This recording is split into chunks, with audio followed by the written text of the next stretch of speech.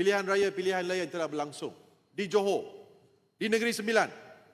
Pelbagai tuduhan telah dilemparkan terhadap parti DAP. Kononnya parti DAP ini telah menjual aset-aset tabung haji. Hakikatnya adalah sebenarnya DAP, terutamanya parti DAP dalam Pakatan Harapan 1.0 yang telah cuba untuk menyelamatkan tabung haji. Saya ingin menyatakan di sini, ketika itu ahli Parlimen Bagan yang menjadi Menteri Kewangan telah meluluskan suntikan dana bernilai 19.9 bilion melalui sebuah syarikat tujuan khas SPV, iaitu Urus Harta Jemaah Sedia Berhad, untuk memulihkan kedudukan kewangan lembaga tabung haji yang mengalami defisit besar. Ini adalah bukti. Selalunya DAP dituduh. Selalunya Bagan dituduh. Selalunya DAP dituduh seperti yang saya katakan tadi. Dewan Yang Mulia ini tahu. Tuan Speaker, Datuk Speaker tahu. Yang Berhormat Marang baru-baru ini mengatakan DAP bertekad untuk menghapuskan orang Islam, menghapuskan orang-orang Melayu. Satu kenyataan yang begitu tidak bertanggungjawab.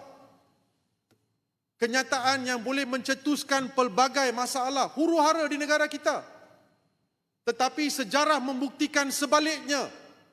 Sejarah membuktikan DAP yang menjadi salah satu parti dalam Pakatan Harapan 1.0, Menteri Kewangan ketika itu Lim Guan Eng telah cuba untuk menyelamatkan tabung haji. Baru-baru tadi saya dengar Tenggara, Yang Berhormat Tenggara, mengatakan bahawa aset tabung haji dijual kepada syarikat-syarikat kelapa sawit di Sarawak, syarikat-syarikat Cina. Mana buktinya? Tidak ada bukti. Saya ulangi. Lim Guan Eng, ahli Parlimen Bagan, ketika itu Menteri Kewangan, meluluskan suntikan dana bernilai 19.9 bilion melalui sebuah syarikat tujuan khas SPV, iaitu Urus Harta Jemaah Sedia Berhad, untuk memulihkan kedudukan kewangan lembaga tabung haji yang mengalami defisit besar. Saya tidak mau bermain politik. Saya duka cita ahli-ahli Parlimen Barisan Nasional UMNO terutamanya. Di Dewan di sini kita duduk bersama-sama.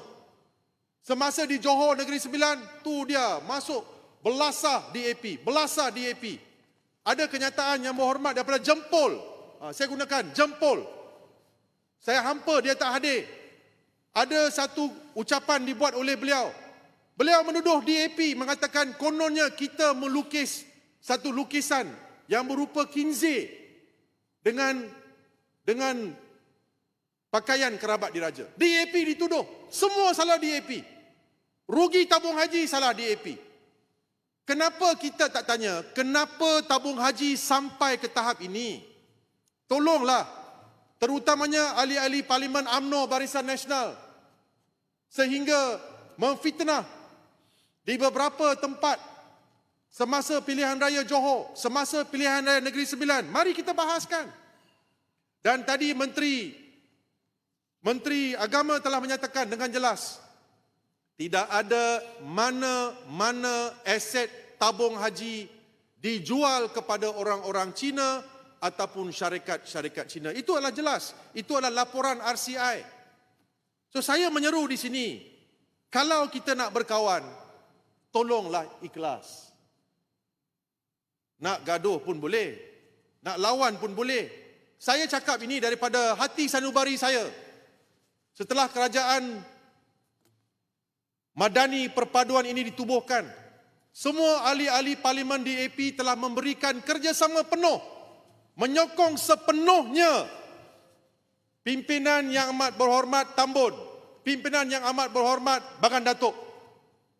Tetapi apabila kenyataan-kenyataan dikeluarkan, umpamanya Yang Berhormat Bagan Datuk pergi ke China mengatakan kita bungkuskan Setiausaha Agung DAP di China. Kenapa kenyataan ini dikeluarkan? Adakah ini menunjukkan keikhlasan beliau? Saya duka cita. Saya sebagai backbencher, mungkin Yang Berhormat dari Setiausaha Agung, saya Yang Berhormat Seremban tidak mahu mengeluarkan kenyataan ini, tapi saya sebagai backbencher perlu nyatakan kehampaan saya terhadap Yang Berhormat Bagan Datuk yang mengeluarkan kenyataan tersebut. Sebab itu saya kata di sini, kita perlu lihat siapa yang bertanggungjawab terhadap semua masalah yang berlaku di tabung haji. UMNO dan Barisan Nasional perlu ikhlas, terima hakikat kerugiannya disebabkan oleh Datuk Seri Abdul Aziz Abdul Rahim. Dua perkara, Speaker, saya ingin gulung. Kenapa sehingga sekarang Datuk Seri Abdul Aziz Abdul Rahim tidak dituduh di mahkamah oleh SPRM? Satu. Kedua, saya juga lihat bahawa Ketua Audit Negara telah mengeluarkan sijil bersih daripada 2014, 2015, 2016, 17 dan 18. Saya menuntut supaya Ketua Audit Negara yang bertugas masa itu juga turut diambil tindakan kerana mengeluarkan sijil bersih. Ini merupakan salah guna kuasa yang serius. Tan Sri Speaker, sebelum saya mengakhiri ucapan saya ingin minta semua ahli-ahli Barisan Nasional dan UMNO bermuhasabah supaya tanya diri sendiri, tolonglah, bukan disebabkan oleh kerakusan kuasa nak menang pilihan raya, di sini duduk bersama-sama dengan DAP, turun ke padang menghantam parti DAP. Datuk Speaker. Yang Berhormat, untuk mencelah, baca 37, bangkitkan. Isi kandungan perbahasan peraturan 36. Kalau tak ada berlandaskan itu, saya tidak boleh menegur Yang Berhormat Jelutong. Kita berpandu apa yang berlaku dalam Dewan. Saya selalu berpegang kepada kitab kita ni. Kalau you don't master this, you nak mencelah, you nak tegur, susah. Faham? Rakan, walaupun saya parti UMNO, walaupun saya Barisan Nasional, saya bila duduk tanggungjawab kita kena buat, berlaku adil. Dan berpandukan peraturan dan bukan ikut hati dan perasaan. Ini saya. Ya. Yang Berhormat Jelutong, 1 minit gulung. Tan Sri Speaker, akhir sekali saya ingin menyatakan bahawa Suruhanjaya Siasatan Diraja ini telah dimulakan ketika Yang Berhormat Bera menjadi ahli parlimen. Jadi, pendapatan mereka tidak mendedahkan bahawa siapa-siapa yang perlu dituduh. Saya menyarankan bahawa Yang Berhormat Tambun mengadakan satu lagi RCI. Kerana saya berpendapat RCI ini tidak sempurna.